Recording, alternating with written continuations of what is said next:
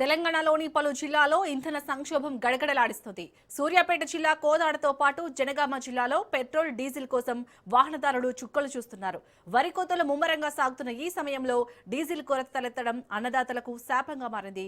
కోదాడలో majority బంకుల వద్ద no stock బోర్డులు దర్శనమిస్తుండగా జనగామ జిల్లా కేంద్రంలోనూ ఇదే పరిస్థితి కొనసాగుతోంది.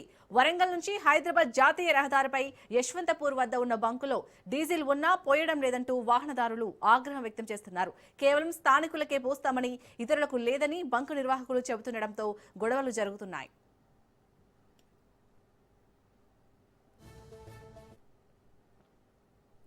పొలాల్లో వరి పంట కోతకు సిద్ధంగా ఉంది.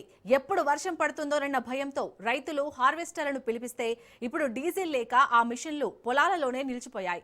ఆరుగాలం శ్రమించిన పంటను కాపాడుకునేందుకు డీజిల్ కోసం రైతులు బంకుల చుట్టూ ప్రదక్షిణలు చేస్తున్నారు. ప్రభుత్వం వెంటనే జోక్యం చేసుకుని ఈ ఇంధన కొరతను తీర్చకపోతే తీవ్ర నష్టం వాటిల్లుతుందని రైతులు ఆవేదన వ్యక్తం చేస్తున్నారు.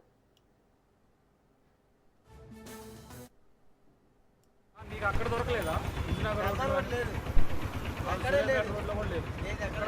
ఎక్కడి నుంచి వస్తున్నాను?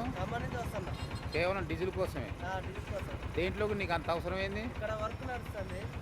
ఏం పని చేస్తారు మీరు? కంప్రెషర్కి డీజిల్ కావాలి. రోజువారీ కూలి. ఇప్పుడు డీజిల్ లేకపోతే మీ పరిస్థితి